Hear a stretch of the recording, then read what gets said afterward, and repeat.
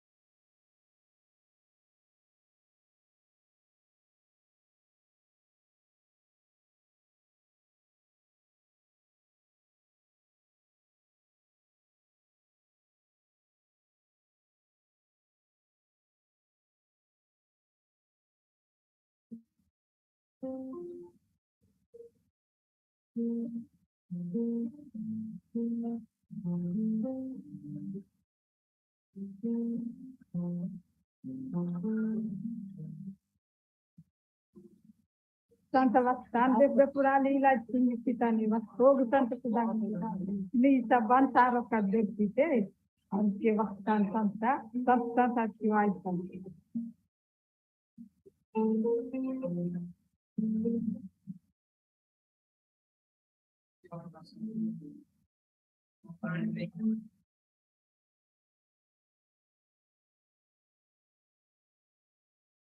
Tribal communities residing in the forests of Chhattisgarh have limited access to healthcare services due to the lack of social infrastructure and basic amenities like roads, health centers, and access to running water.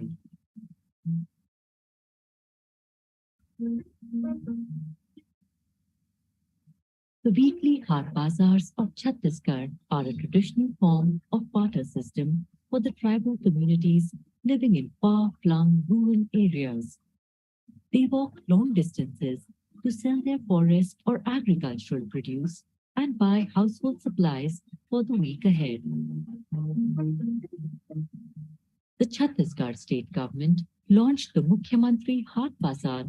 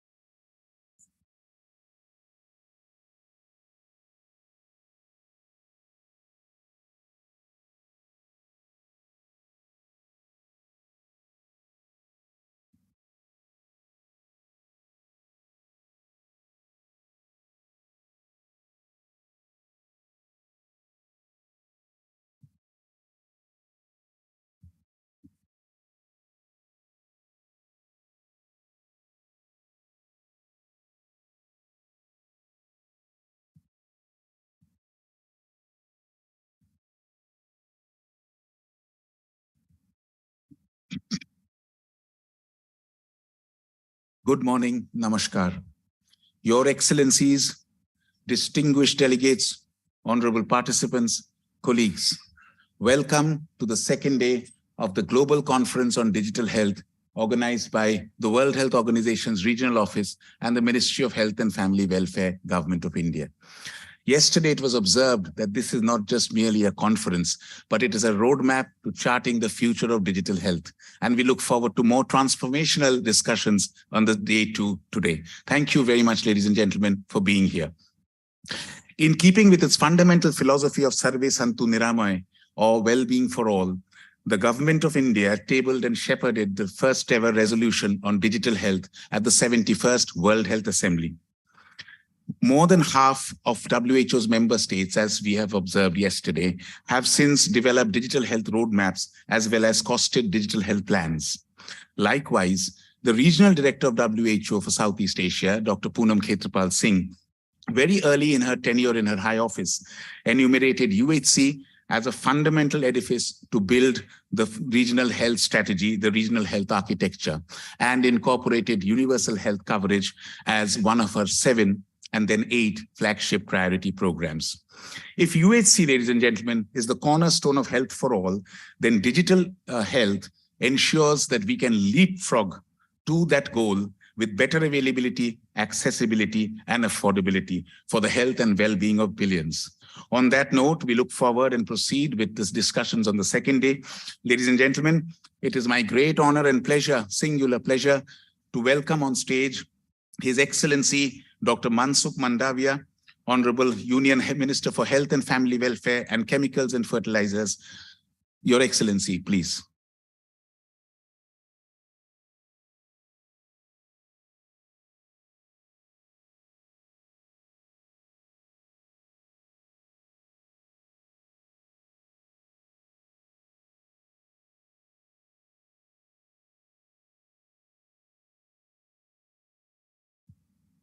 Dr. Mansukh Manaviya, Union Health Minister, India. Ladies and gentlemen, it is now my singular pleasure to welcome His Excellency, Mr. Joe Bijang, Honorable Minister of Health and Human Services, Republic of the Marshall Islands. Your Excellency, please.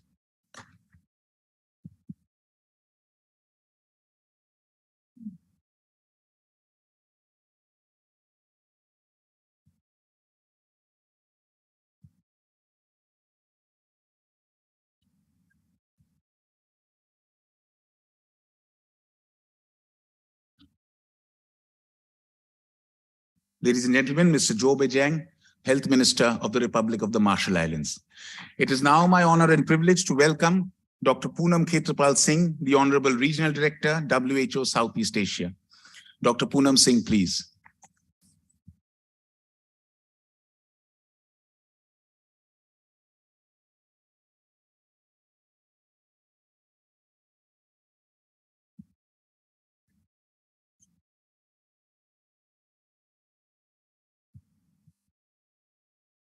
Madam Regional Director. May we please welcome our distinguished delegates from the countries in the order of the English alphabet. From Denmark, Mrs. Nina Bergstedt, Senior Advisor, Office for Data Infrastructure and Cybersecurity, Ministry of the Interior and Health, Denmark.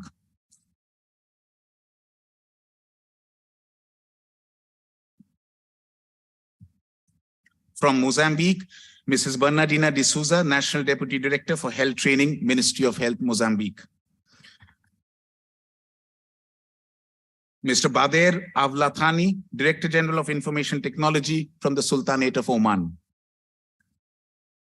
Dr. Preetha Rajaraman, Health Attaché and Regional Representative, Department of Health and Human Services of the Secretary of the for Global Affairs, Embassy of the United States in India.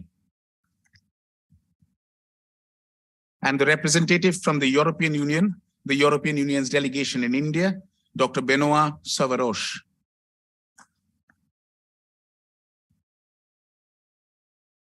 Ladies and gentlemen, allow me to welcome the moderator for this high-level plenary session.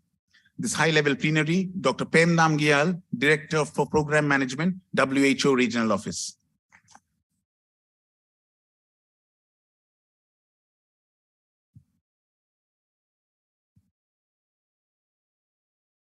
For more discussions on critical transformational milestones in digital health, ladies and gentlemen, I have the pleasure in handing you over to Dr. Namgyal to moderate this high-level plenary. Thank you, ladies and gentlemen.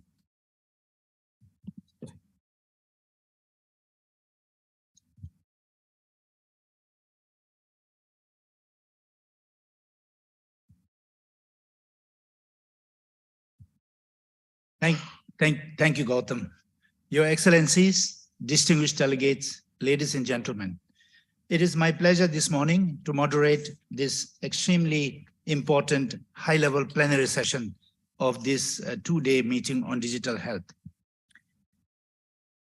The MC has already introduced all the distinguished speakers for this high-level plenary session, and I will straight away jump into requesting the distinguished speakers. First of all, Dr. Mansukh Manaviya, the Honorable Union Minister of Health and Family Welfare and Minister of Chemicals, Fertilizer, Minister of Health and Family Welfare, Government of India.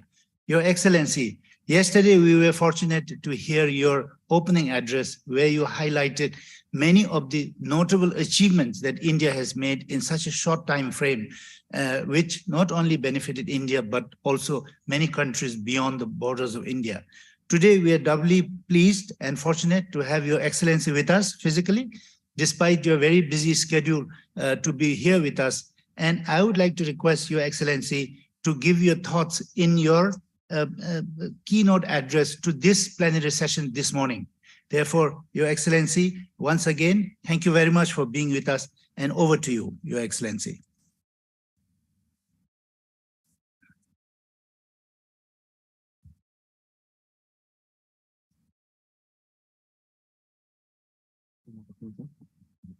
Yeah.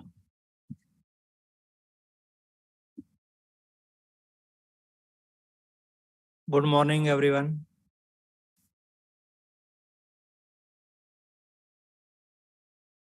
Sitting on dais, dignitaries, ladies and gentlemen. It gives me immense pleasure to be here with distinguished guests on the second day of Global Conference on Digital Health, which has provided a global platform for enhanced cooperation and technology-driven solutions in health sector aimed at taking universal health coverage to the last mile. Digital health interventions are not just limited to individual healthcare delivery programs, but are spread across multiple health outcomes, catering to both communicable and non-communicable disease across the health and disease burden spectrum. India has taken a quantum leap towards leveraging digital health solutions for effective health service delivery. I would like to highlight a few achievements of the country in the digital health and service delivery domain, which showcase India's capacity to scale technological advancements for a country of 1.35 billion people. In the maternal and child health domain, India has created name-based database of 200 plus million eligible couples, 140 million pregnant women, and 120 million children who are being monitored for antenatal, postnatal, and immunization-related health services. Another key example is the Nikshay intervention under the National TB Elimination Program, through which more than 11 million patients are tracked for adherence to TB treatment. India focus on comprehensive primary health care is underlined with the NCD application through which more than 15 million population with 30 plus age has been screened. For 5 NCDs, in turn creating a health profile for India.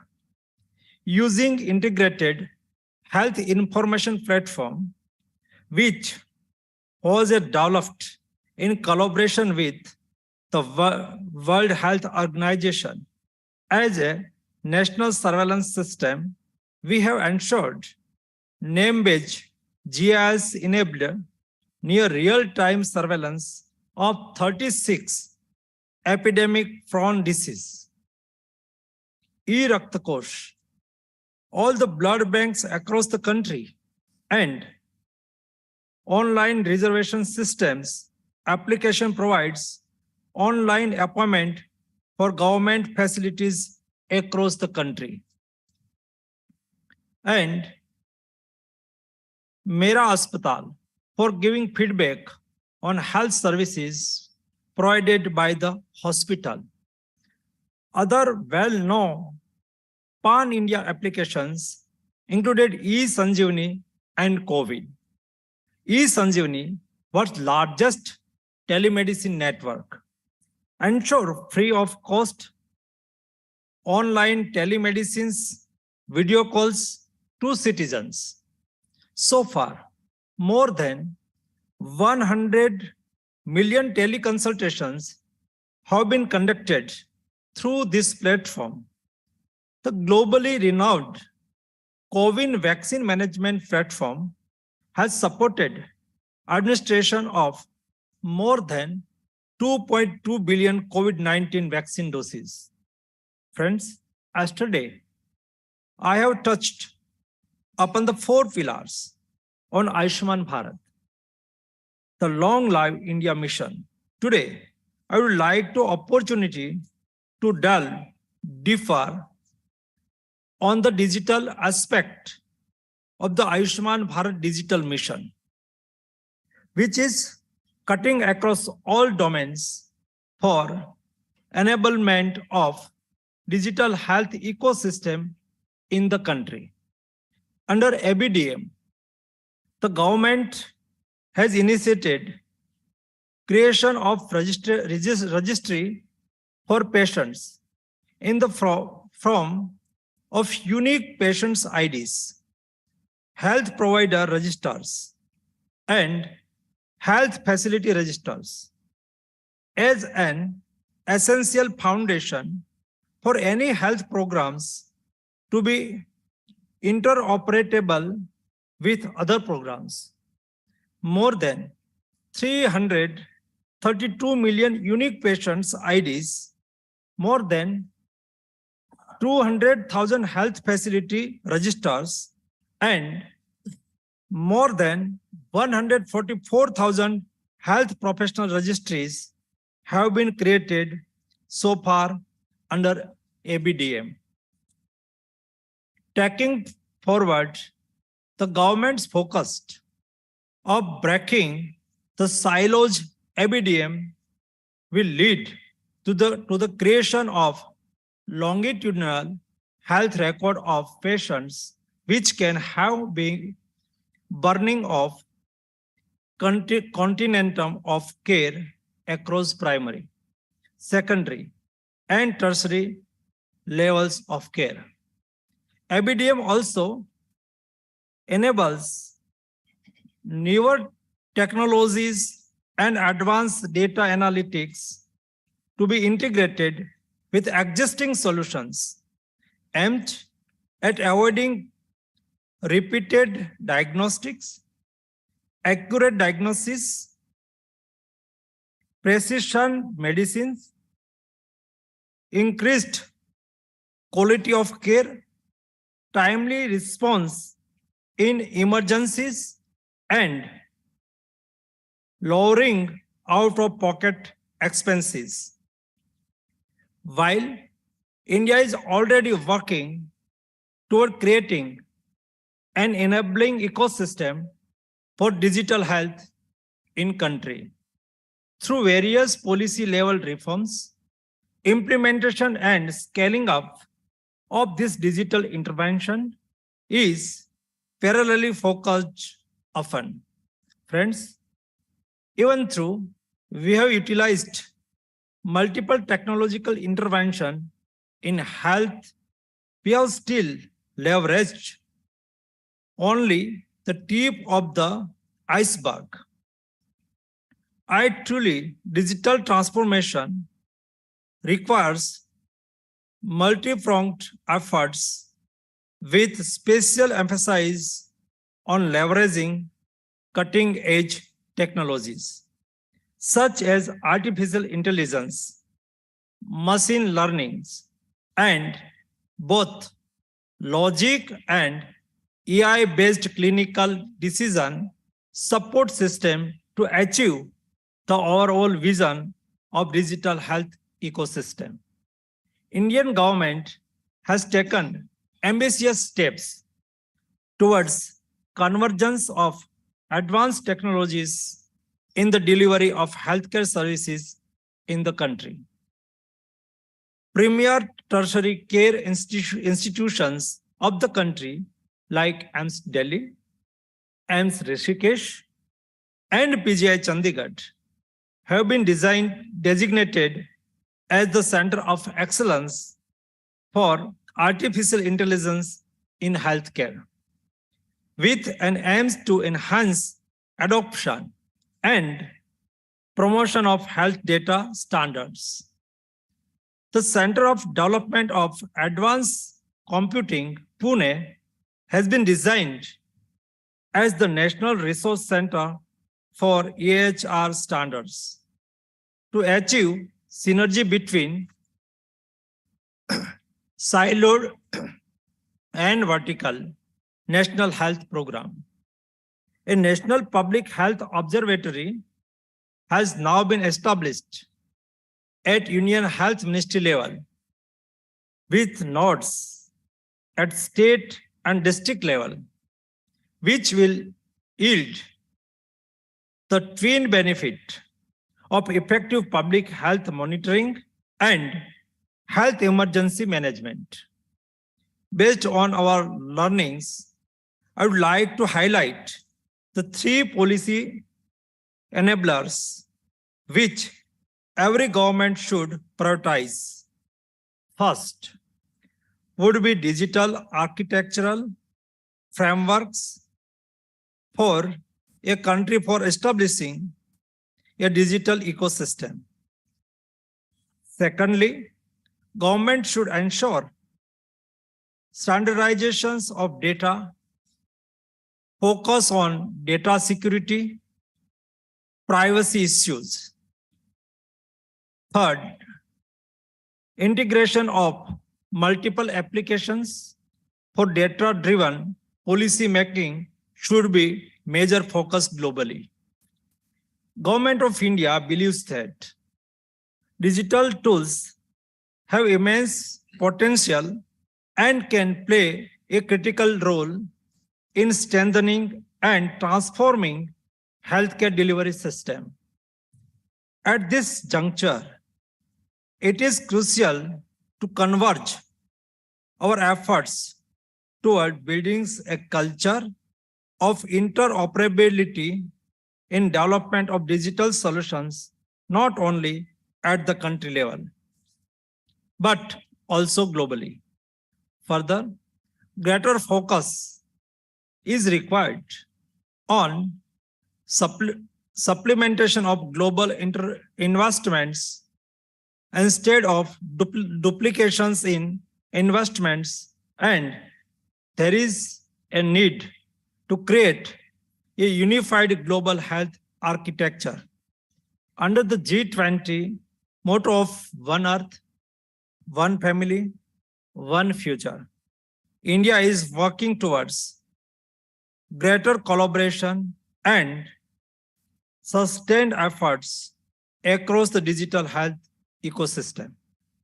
Leveraging its G20 presidency, India is also encouraging development of common global platforms for sharing of medical countermeasures, technical knowledge, digital infrastructure, and cost-effective digital health solution. I'm happy to note that this conference has brought together varied stakeholders from the global digital health community.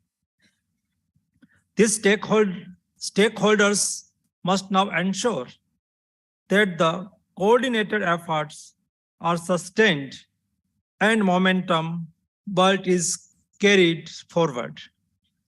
It should be our collaborative efforts to support each one at every stage for making these worlds a connected healthcare system without boundaries. Thank you. Thank you very much.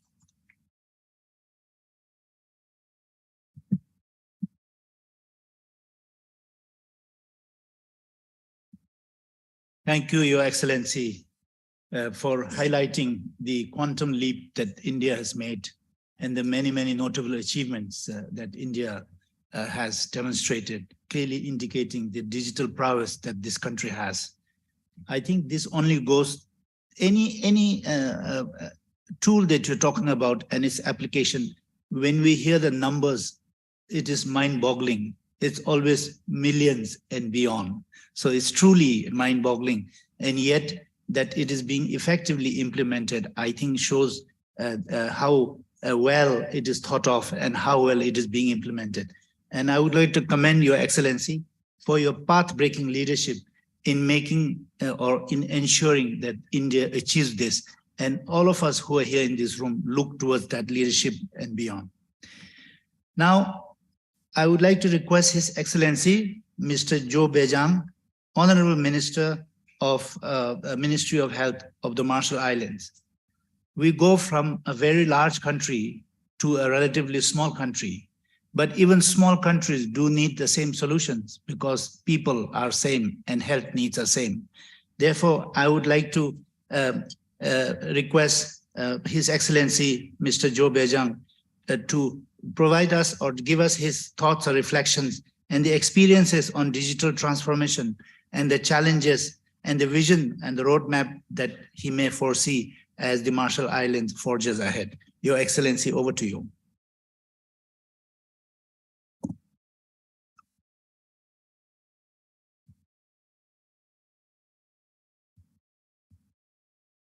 Thank you. Ladies and gentlemen, on behalf of His Excellency President David Kabua and the people of the Republic of the Marshall Islands, I wish to convey our appreciation to the Ministry of Health and Family Welfare. I wish to convey our appreciation to the Government of India and WHO Southeast Asia Regional Office for allowing the Republic of the Marshall Islands to share insights and inputs at this global conference on digital health. The Republic of the Marshall Islands is home to approximately 60,000 people, with over 20,000 people living abroad. It is located approximately midway between Hawaii and the Philippines. It is one of the most remotely situated countries in the world, with a total land area of just 70 square miles spread across 30 atolls and covering an area of 750,000 square miles in the mid-Pacific. The RMI also has one of the most widely dispersed populations in the world. RMI is facing a huge geographical challenge in ensuring taking USC to the last citizen. Dealing effectively with our geography requires that we build both a robust digital and transportation infrastructure. Unfortunately, we are hampered by living with virtual monopolies, both in communications and air transport sectors, resulting in high cost and poor services, and together putting a major drag on our economic and social development. With transport costs so high, the development of digital health infrastructure offers major economic advantages, including the opportunity to target our services more effectively, to reduce the inefficiencies in management of medicine and supplies inventories. And through telemedicine, to reduce the need for medical evacuations and the hiring of in-country medical specialists. Despite the physical distances between us, we are making headway with our commitment to realizing the healthy islands vision and ensuring healthy lives, taking UHC to the last citizen and sustainable futures for all. Use of digital innovations such as digital health is one of the possible key solutions. The development of neighboring islands information and communication technology in the last 2 years have been successful with the installation of VSAT amongst 49 health centers out of 54.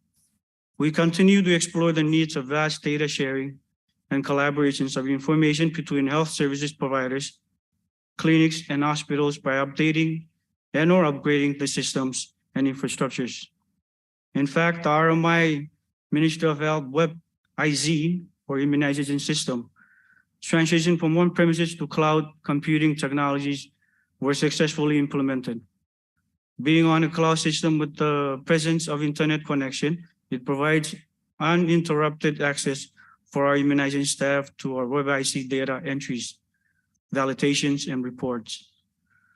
Through other projects to support TB mass screening in the neighboring islands or outer islands, WHO and UNICEF donated tablets which allowed online, if available, if Wi-Fi is available, or offline data collection of the screening, which will be uploaded to a centralized database.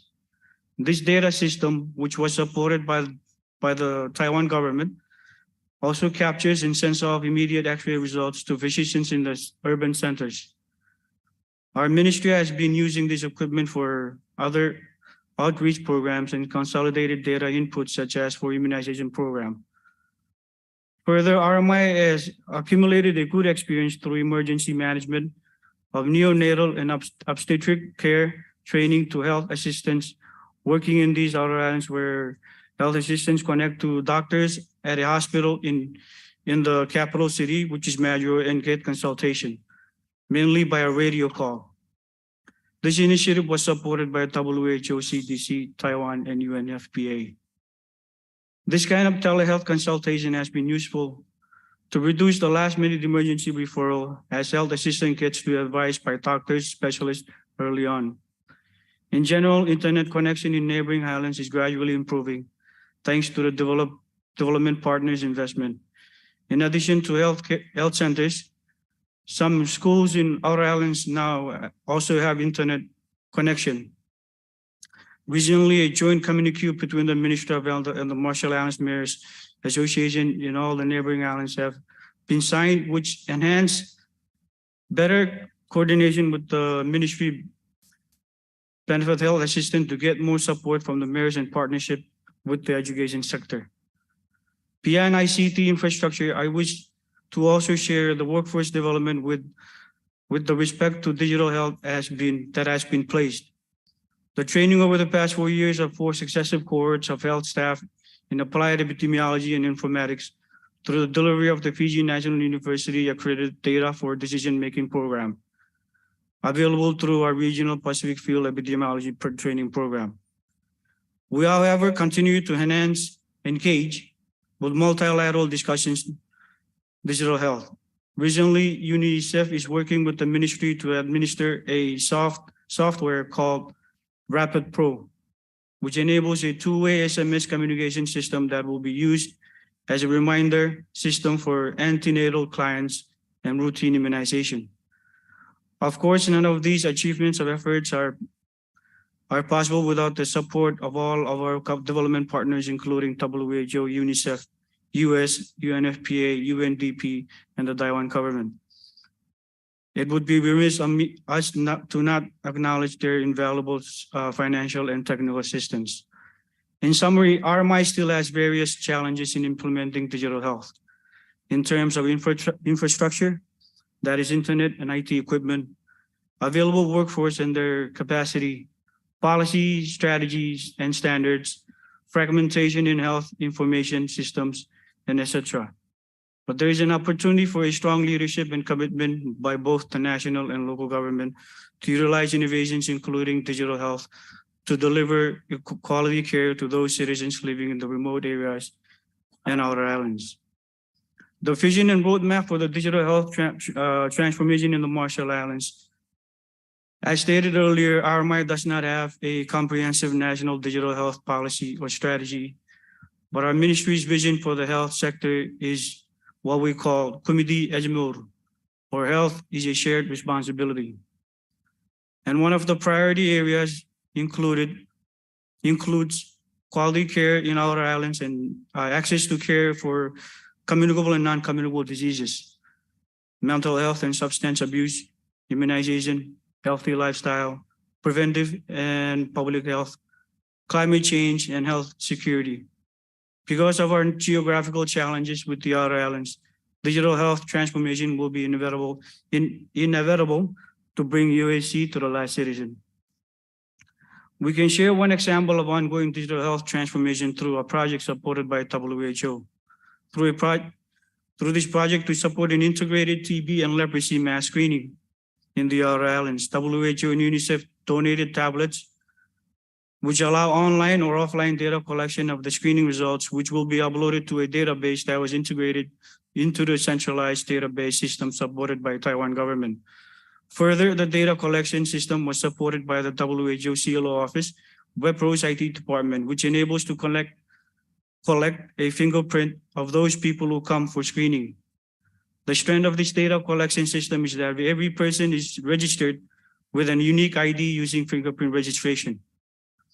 The Ministry of Health and Human Services in the RMI has been using this equipment for other outreach program and also consolidated data inputs such as for immunization program and NCD screening. It is very powerful to have those equipment in the field, as health workers can immediately check the status of vaccination of children. For NCDs, it is also extremely important to follow up individuals for necessary referral and continuous NCD management at primary healthcare level. Having a unique health ID supports such provision of continuum of care. While people health program data information are being consolidated through such initiatives, there is an ultimate goal to link them to the electronic medical health records at a hospital through an unique health ID, which is yet to be realized. We are aware that all these interventions should not be implemented in an ad hoc way, but should be based on a coherent enterprise architecture for health information system in RMI.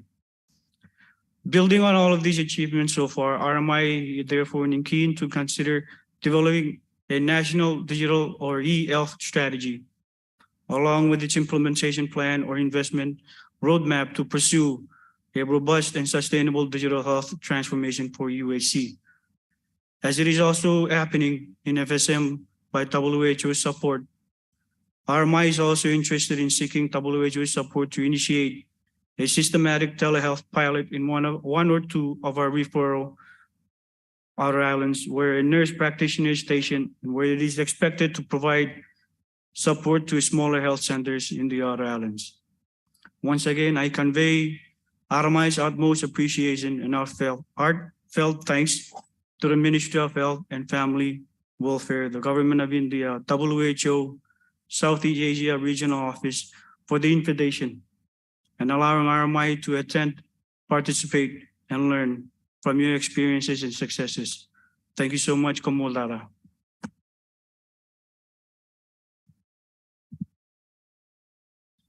Thank you very much, Your Excellency, for highlighting the many achievements that the Marshall Islands have made, and at the same time highlighting the many challenges in ensuring that no one is left behind in your attempt to reach healthcare that is of quality to everybody across the country. I would like to now move to the Regional Director, Dr. Poonam Thetapar Singh. When the Regional Director took over as the new Regional Director in 2014, she presented to the region a vision of health, which she prioritized into flagships, initially 7, later adding another to make 8 flagships. The 8 flagships have been the focus and the core thrust of her leadership in CRO for the last now almost 10 years in this region.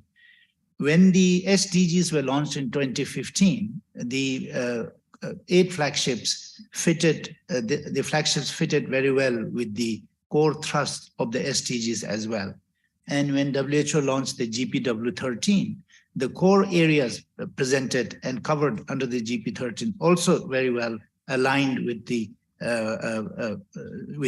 flagships that Dr. Poonam Khetarpal outlined.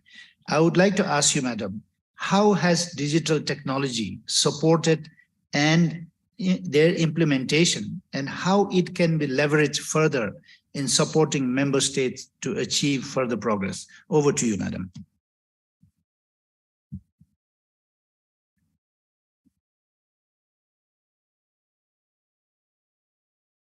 Honorable Ministers, ladies and gentlemen, the moderator has already mentioned that, yes, in 2014, I did identify some priorities for the region with the member states.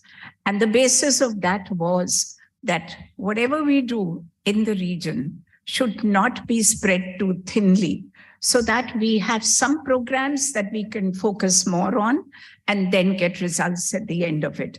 And what was the basis of identifying these priorities? Basically, we looked at the burden of disease, we looked at the CCS, the health plans that countries had, we looked at the WHO resolutions, both in the World Health Assembly and the RC. And what was very striking was that all countries, regardless of what stage of development they were in, economically, culturally, politically, or what their population was, the priorities that were outlined in the matrix after a very careful examination seemed to be across all the 11 countries of Southeast Asia region. And therefore, we started working on these, trying to see that a major part of our resources, both technical and financial, were focused on that. Now, what is the connection between that and the subject of today, which is digital health? Now, when we look back, we find, and the Honorable Minister of India has already shared, that how they use digital technology for RMNHCH services.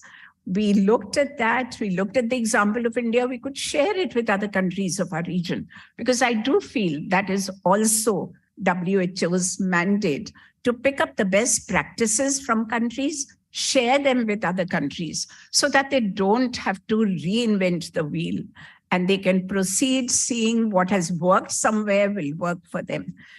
As far as these flagships were concerned, we saw successes in most of them.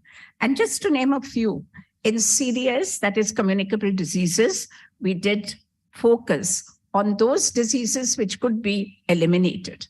And we looked chiefly at measles, we looked at rubella, we looked at malaria, we looked at other diseases like NTDs, because I do firmly believe that neglected tropical diseases are truly neglected. They are the diseases of the poor, and much focus is not given to them.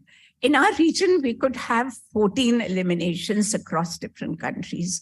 And I'm very sure if we did not have COVID-19, the list of eliminations would have been much larger. We also looked at NCDs, because there is more mortality from NCDs today than from communicable diseases. So it becomes an area of great relevance and importance to us. We find a lot of success in tobacco control. How that has been able to, the tobacco use has been reduced sharply if we look back the last 2 decades. And that is the success story in emergency management, which was another priority of ours and which COVID-19 brought to the fore. We saw in COVID-19, and it has already been shared by the Honorable Minister, the amount of teleconsultations that were done. 100 million teleconsultations in a country is really not easy. There are a lot of challenges there, but that could be done. I mentioned one, of course, there were many others which you've already heard about. and not wanting to duplicate or go into details, I thought it's important for us to just highlight some of these things that had been done. Now, COVID-19 also brought out the importance of digital technology, because that is when the realization came that digital technology is extremely important for the success of different programs of our region. Immunization is one such program, which was heavily dependent on digital technology. In our region, as far back as 2014, we had a strategy on e-health, and we worked towards it.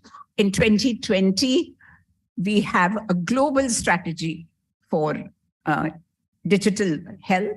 And in that, we find that the focus is more on what has already been discussed a lot yesterday, that is governance, data protection, collaboration, knowledge transfer, and human-centered health systems that would provide guidance and coordination on global digital health infrastructure and transformation. So that is where the stress is now. We also find that to support the implementation of the global strategy, a few innovations were brought about. Let me mention those. One was the Digital Implementation Investment Guide. Now, this is very important because we do understand that all countries of the region do need technical support, which WHO is very willing to give and is very forthcoming with. They also need financial resources. And this investment guide gives fundamental steps to support resource mobilization in countries and to see how they can successfully navigate the process from where they are today to where they want to be. We also had the Digital Clearinghouse, which will serve as a global framework on standards, promoting interoperability to support person-centered systems and continuity of care through seamless data sharing. And we've had several discussions on this yesterday also. It was highlighted that we cannot work in silos. Data sharing is extremely important. Interoperability is extremely important if we want digital transformation to really be there. Digital Health Atlas was also brought out, and this atlas is an inventory of important digital health initiatives across the world. As I mentioned, it's very important to learn from countries who have already been successful in certain areas rather than to reinvent the wheel. In 2021, WHO also produced guidance on ethics and governance of artificial intelligence for health. Artificial intelligence is talked about so much, and WHO thought it's important to have consultations with leading experts in ethics, in digital technology, law, human rights, as well as experts from the ministries of health. Working with them, the report identifies the ethical challenges and risks which arise when artificial intelligence is used for health. Moving forward, what is it that WHO needs to do? Moving forward, WHO remains committed to help member states in every possible way. And some of those mechanisms I have already outlined. WHO is working hard to reduce siloed approaches of digital health solutions, which can be counterproductive, and therefore to integrate them and to work together is extremely important. We don't want to duplicate efforts in a situation of scarce financial and technical resources. WHO will also continue to strengthen human capacity to enhance digital literacy and competency-based capacity, which becomes very important. This will help to galvanize the digital health transformation and reduce the risk and the frequency of investments in siloed disease-specific digital tools and structures.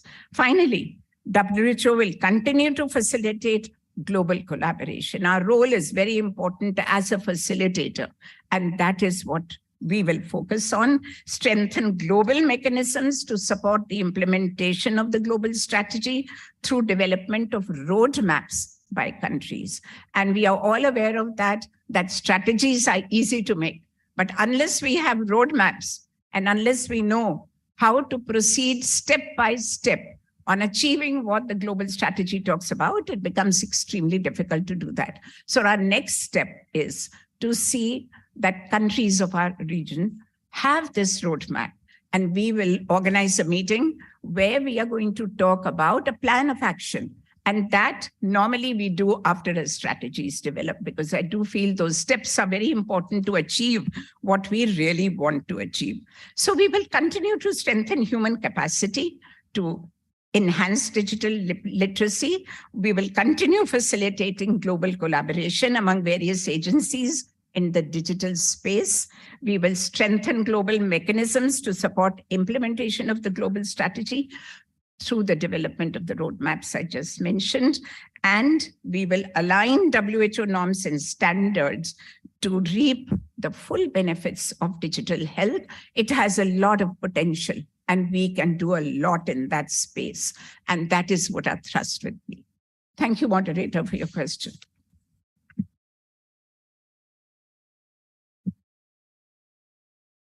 Thank you, Madam Arti, for highlighting all the initiatives under your leadership that has taken place in the region of Southeast Asia. In addition, I'm sure the distinguished delegates from the countries here would be very happy to hear what WHO can do, such things as enhancing digital literacy, using WHO's technical capacity to build capacity in countries, and then helping countries develop a roadmap so that they can move forward with the implementation of digital plans, which every country has or are in the process of developing. So thank you, Madam, once again. Let us now move on to the speakers from the countries. I have first on my list, Ms. Nina Bergestedt, Senior Advisor, Office for Data, Infrastructure, Cyber Security, Ministry of Interior and Health, Government of Denmark. Innovation is one of the important pathways to the development and growth of digital health, both in terms of expanding the footprint and in terms of the impact on patients and citizens. What steps do you think should be taken to promote innovations in digital health? And do you see relevance of digital health sandbox for promoting innovations? Over to you, Madam. Thank you. Good morning, honorable ministers, government representatives. First of all, thank you for inviting me to share my perspectives from Denmark, and congratulations to the organizers for a successful first day. I hope this will be as inspiring. I will share my thoughts on the steps to promote innovation and the use of digital sandboxes. In Denmark, we have a solid digital foundation that benefits patients and health professionals every day. We have in many years worked with digital strategies, and we are believed to be one of the most digital countries in the world. But we are facing a situation with more elderly, more people with chronic disease, and a shortage of nurses and doctors. So we need to do things differently, and we see a digital transformation is part of the solution. Digitalization has the power to change the way we deliver health service. And this burning platform is driving innovation. And I'm not so worried about innovation, developing new technology. I think that area is booming at the moment. The challenge is for the health system to adopt the new ways of working. So for me, the important question is, how do we promote sustainable innovation that are being implemented and are changing the health system? And I will highlight 3 aspects. Innovation must be centered around clinical needs and making the healthcare is efficient. We need to address that some digital solution creates overtreatment, takes time to document, and we don't have the resources to implement those solutions. And the way we have a focus on the clinical need is to have a better cooperation between private and public sector. I see that innovation often is generated from tech companies, from startups, from innovation organizations, and that is natural. They are trained with digital mindsets, innovation mindsets. Nurses and doctors, they are not trained innovators, but they are experts in clinical needs. So we need to bring the experts in innovation, the experts in clinical needs together to build an ecosystem between the private and public sector. The third aspect that I will highlight today is, as a member state of the European Union, the coming regulation of a European health data space that are being negotiated actually these days. This regulation will have a massive impact of the health system in the European Union. It's providing rules of individual rights to data, common infrastructure, standards, to share data in member states, but also between European countries. This is very ambitious, but if it succeeds, it will enable innovation through easier access to data. So I would suggest you to have an eye on this regulation. So my closing remarks is on the use of digital sandboxes. And I see a potential in using sandboxes in developing, especially data-driven new technology. The European General Data Protection Regulation is necessary for protecting the sensitive health data, but it is often seen as a barrier working with small-scale innovation projects. In that aspect, digital sandbox can be a solution. We have in Denmark been working with synthetic data. This is data that are generated from computers, but they look like real data. And this makes it easier dealing with the data protection, working with, for example, AI. I also do see some challenges that need to be addressed working with sandboxes. And I think the difficult part in implementing new technology, it's the changed workflow, it's trusting the evidence, and we see a cultural resistance. And we see this, we call not invented here syndrome, that organizations may avoid implementing things that are not coming from themselves. So the challenges with digital sandboxes is that the solution, the project is tested away from the organizations that has to implement it. And that can be a challenge in implementing the innovation. So we need to take care of that. So just to sum up, innovation is crucial for making health sustainable, but we have to focus on the clinical needs, making the health efficient, and it has to be done in a close cooperation between public and private sector. Thank you.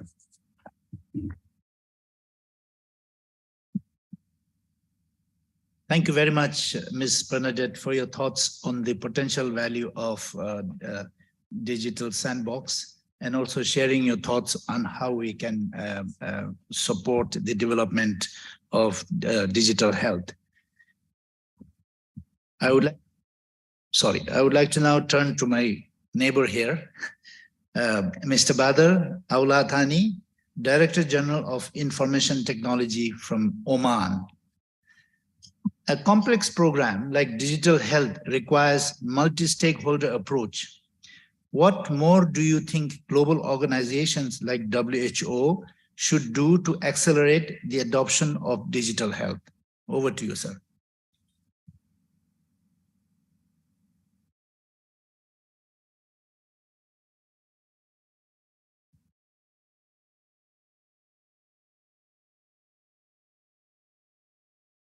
Good morning, everyone. Your Excellencies, participants from all the countries, online and here in Prims. I would like to congratulate to Government of India, Minister of Health, really for the achievement has been done in terms of the digital health. And really we're feeling proud of yesterday. I'm sharing the information about the digital health and the achievement has been done in these countries, and we're wishing all the best for the next period of times. When we talk about, I'm going to come back to about the questions, but let me briefly talking, when we developing the digital health solutions and the initiatives for all the countries, we should keep in consideration the patient expectations. So this is the journey started it's not starting from the ministerial levels. We should start it from, we are the normal peoples, and we used to take the facility from the government. So the digital solution should be started from the patient expectations, because the patient's journeys, it's starting from the birth until the death. So if you imagine that the informations which is already gathered from the birth until the death, it is a huge information. And that information, it is not linked to the Ministry of Health only, because the other stakeholders also, they are waiting and they are looking forward to get that information to make the decisions and serving the citizens to get the services. For example, if the birth notifications, it is not shared with other stakeholders and the government, again, they cannot make also the planning, for example, the vaccination programs, the other. So I'm going to elaborate a little bit about the experience of Sultanate of Oman and what we did it before 20 years ago in terms of the digitalizing the institutions of the ministries. We take the decisions of developing our in-house systems, HIS, System Health Information Systems. It's called the Shifa, and the system is now, it is working in around 279 institutions in Oman. And that really make us a more strength of developing the other supportive systems, because we have a base, and the base is available to be used for that institutions. So after that, after we did our implementation of the 279 institutions, we moved to the supportive systems, and the supportive systems which already link with the HIS systems of referring patients, and also the notifications, communicable disease notifications, and the others also supportive systems which helping the practitioner doctors to make their decisions.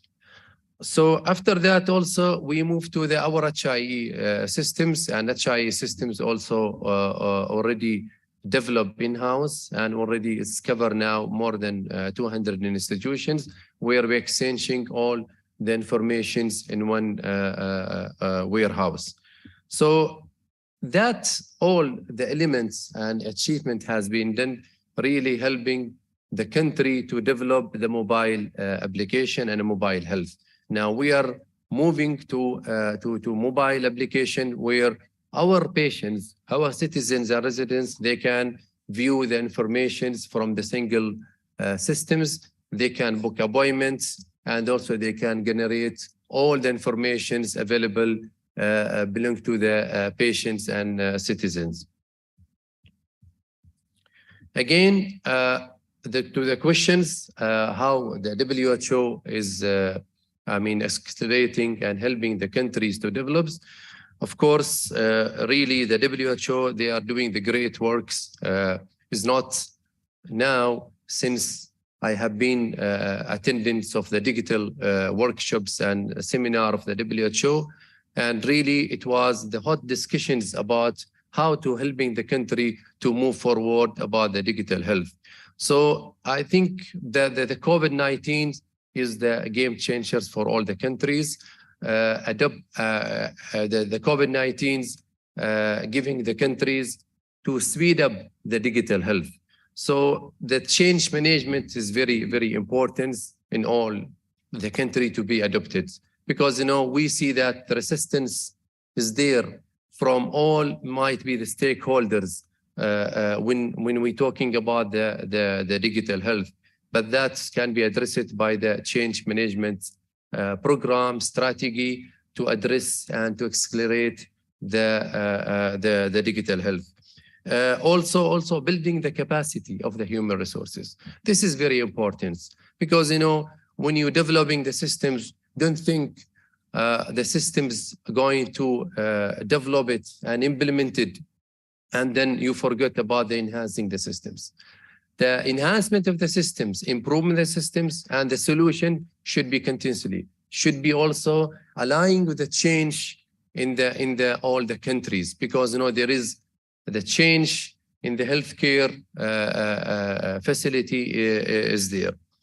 Also, we know that in the COVID-19, it was the difficulties and the challenge of the cross-boarding of the data sharing informations, especially when you talk about the COVID vaccine pass, when the travelers moving from one country to another country, it was really the difficulties for some of the travelers to share the information, to authenticate that certificate of the COVID-19. That should be also addressed. I suggested to the WHO to discuss about thinking further of exchanging the information between the country to another countries.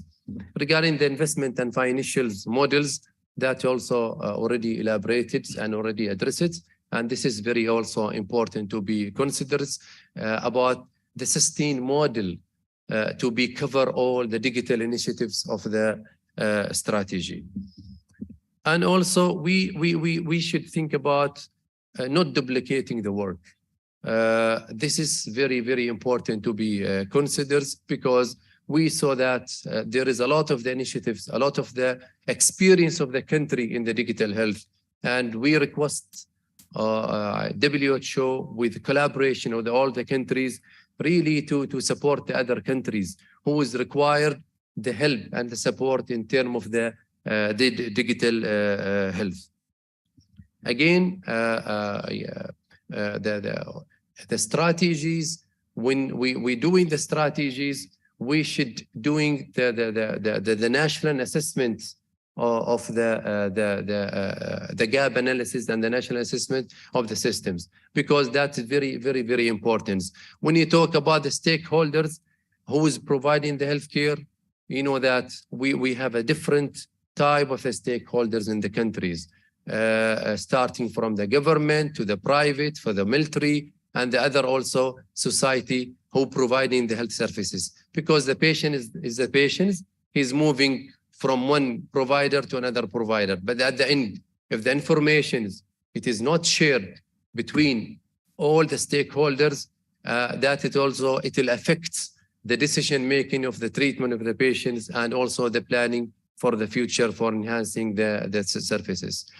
I would like to thank you very much for giving me this opportunity to talk, and wish you all the best.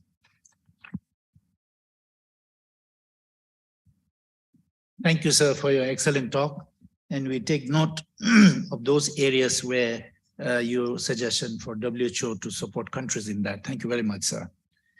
Let us now move to Mozambique. I would like to invite Mrs. Bernardina de Souza, National Deputy Director for Professional Health Training, Ministry of Health of Mozambique. I understand that Ms. Bernardina would have interpreter support. So may I know? Oh, okay, so we're all set. All right. Please, madam, over to you. Bom dia a todos. Excelências, prezados dignatários, caros colegas. Good morning to you all. So all the ministers here and everyone. É com grande honra que me apresento a esta magna conferência global sobre a saúde digital em representação do nosso país, Moçambique. It's a pleasure for me to be here and representing Mozambique.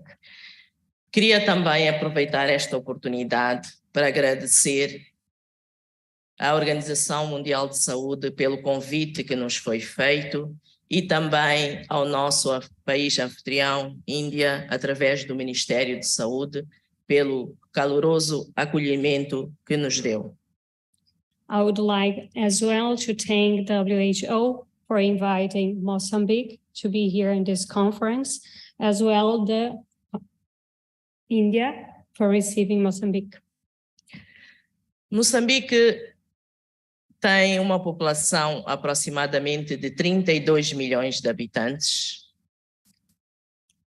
e abraçou o Ministério de Saúde em 2018 a plataforma da telesaúde.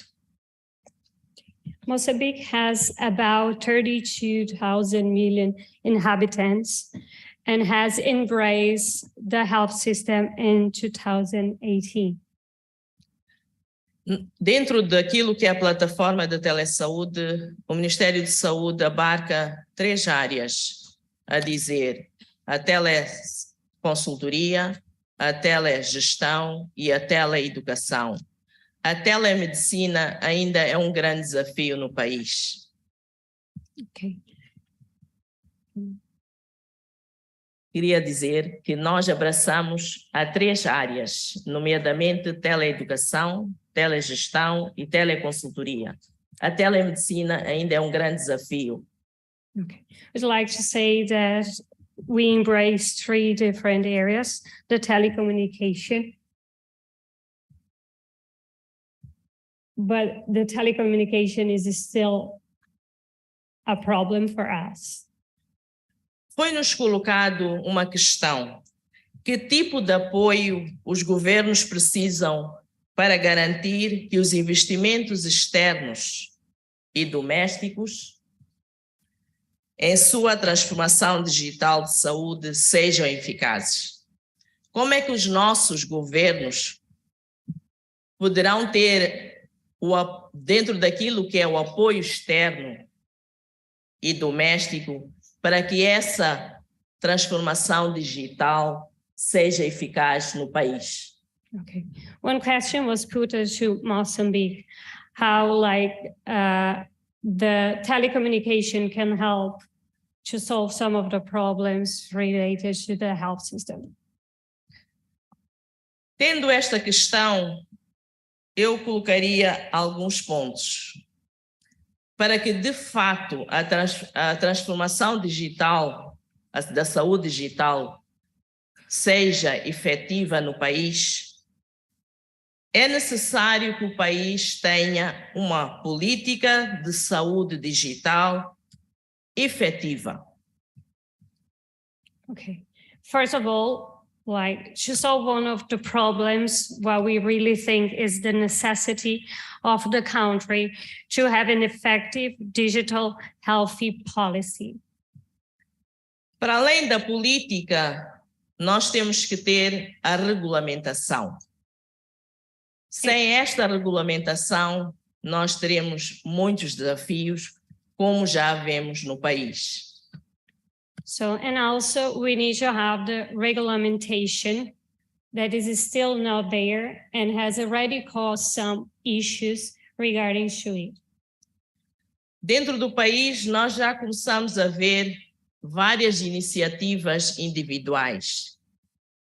Cada instituição vai fazendo a sua intervenção, mas não existe algo que é regulamentado e harmonizado dentro do país. Okay. We still see that some providers are still doing the work, but they are not connected between them. O segundo aspecto é o investimento na infraestrutura, no equipamento e também na comunicação para o sistema de informação digital. Another one is the investment in the infrastructure, equipments, and communication and the IT system sector. Nós, como Ministério da Saúde, colocamos algum equipamento ao longo do país, principalmente para atingir as zonas mais remotas. E porque há províncias que não têm nenhuma possibilidade de ter acesso. Okay. The government has already provided some of the population with the service, but it is still on the remote areas or the most rural areas that do not have the contact with the technology. Outro aspecto é o investimento de recursos humanos para esta área, mas também como fazer a sua retenção no sistema de saúde. Another one is the investment in the HR on the healthcare system, and also how can the workers can be retained and also be educated to continue the work. O outro aspecto é a criação da capacidade de cultura digital. Okay. The country doesn't have the cultural digital idea. So to build and work to capacitate the people on the digital area.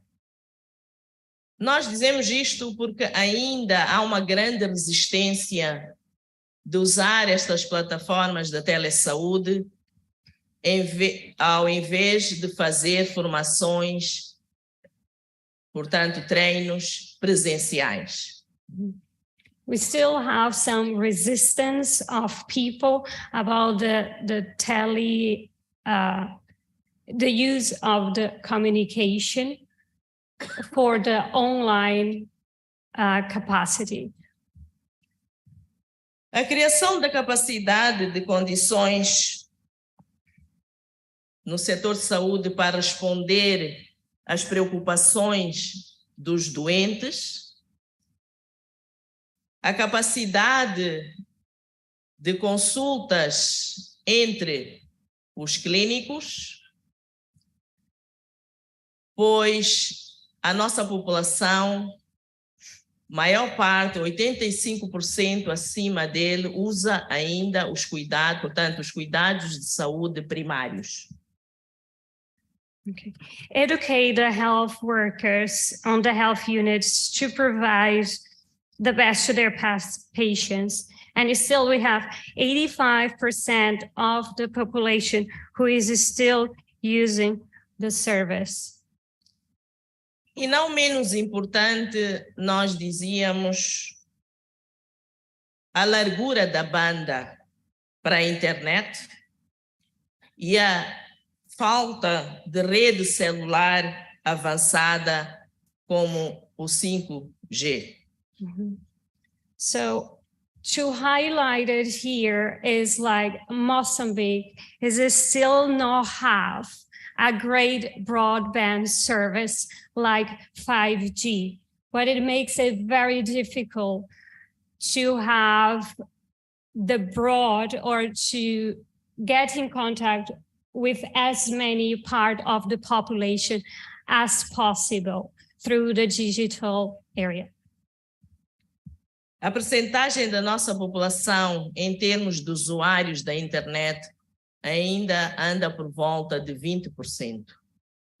So only about 20% of the population has access or use the internet in Mozambique.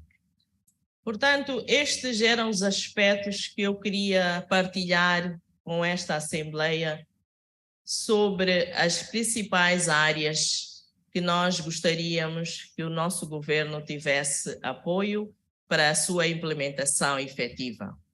Nós podemos dizer, na altura da Covid, da pandemia da Covid, vimos o grande desafio e a grande vantagem que tivemos com a formação dos clínicos para o diagnóstico e tratamento portanto, da doença por Covid-19. During the COVID, so we could see how technology really helped on the treatment or to how diagnose and how to educate the front line to serve the population as better as possible. And with that, so Mozambique could save a huge amount of money and as well use the technology to better the service to their patients. E podemos observar que durante a pandemia de Covid tivemos a oportunidade de formar aproximadamente 2.000 colegas da área da saúde e com esta formação através do Zoom online, conseguimos poupar aproximadamente $1 milhão. Okay. Throughout the Zoom, so Mozambique could educate 2,000 people that were on the front line. And with this, though they had a saving of $1 billion that could have been, that is going to be used in better other parts of the necessity of the country. Por isso, está claro, e nós estamos comprometidos como país a avançar com o apoio de todos vós para podermos alcançar esta meta, que é ir até ao último, portanto, elemento da nossa população na área mais remota do nosso país. So with that, we really hope to get the help of all of you to really provide the health until the most remote part of our country. E muito obrigada pela atenção dispensada. Thank you all for the attention.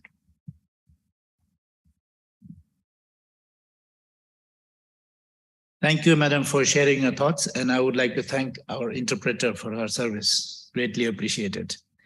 May I now turn to Dr. Preeta Rajaraman, Health Attaché and Regional Representative, U.S. Department of Human and Health Services, Office of Global Affairs, Office of the Secretary, U.S. Embassy in New Delhi. There is a consensus on the pivotal and critical role of digital health that digital health can play in transforming health services. Can you provide your insights on the key enablers of digital health, for instance, policies on data protection, data sharing, telemedicine, etc.? Over to you, Madam. Thank you so much. Excellencies, dignitaries, colleagues, and friends. Let me first express our deepest thanks to the Government of India, the Ministry of Health and Family Welfare, and the WHO Southeast Asia Regional Organization for gathering this wonderful group of policymakers and implementers to highlight the essential role of digital health in accelerating progress towards universal healthcare. This is a promise that we witnessed in real time when we saw the power of digital innovation to tackle the formidable challenges of the COVID-19 pandemic through platforms such as CoWIN, eSanjeevani, and so many more. But even before, and certainly beyond the pandemic, digital health and innovation have become increasingly critical to a strong healthcare system. We've seen the evolution of these technologies over the last decade, from very simple patient portals and basic electronic medical records to a much larger ecosystem that includes healthcare devices, telemedicine, artificial intelligence, machine learning, comprehensive data science, and so much more. But in order for these technologies to reach their full potential, we need to have some key enablers in place. We've already heard many examples of these during the discussion yesterday, this morning. We know that we need to create a policy framework, use evidence and evaluation to ensure safe, quality products, address privacy, security concerns, ensure interoperability among systems as well as nations. And last but not least, engage healthcare providers as well as consumers to ensure true value to the end user. Within the United States, these different enablers of digital health are largely addressed by agencies within our Ministry of Health, the Department of Health and Human Services. At the federal level, policy recommendations for telehealth are largely led by the Health Resources and Services Administration, or HRSA. Data privacy and security, interoperability, and the standards-based exchange of health information are led by the Office of the National Coordinator for Health Information Technology, or ONC, and many of you in this room have worked closely with them on digital health.